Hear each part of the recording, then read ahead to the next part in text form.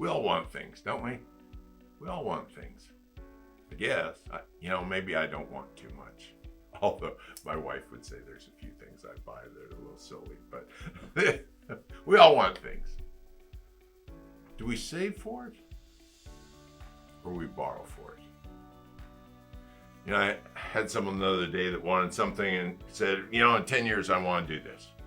And so we went through, calculated, okay, if we build in inflation into what you want to buy, what we need in 10 years, what do we need to save every month? I don't know, it was something like $1,800 a month that we had to save to meet this goal.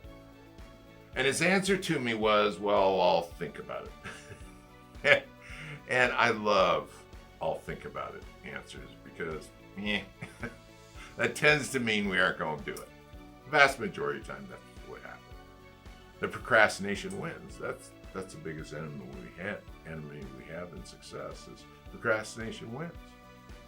And someday we get out there and we decide we're going to buy that because we really do want it, and so we go borrow money. Rather than save for it, which we could, we go borrow money that we don't have. Why didn't we save for it? Why don't we save for what we want? Because it's work. And it's hard. But if we really want it, it should be worth us saving for. Why don't we set goals and save today so we can pay cash for whatever we want? Because that's my goal, is to get clients to the point that they pay cash for everything.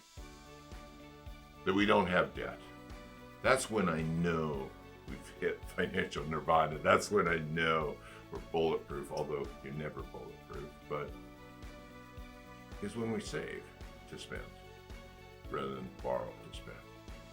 Borrowing to spend means we're buying something today that we can't afford, but we assume we can afford it tomorrow. We assume nothing's going to go wrong. We assume that we aren't going to get disabled. We aren't going to have a medical emergency. We aren't going to have kids that have emergencies. There's so many things that happen to our future. So I would tell you the best practice is to save to spend. Let's save to spend, but that means some sacrifice today.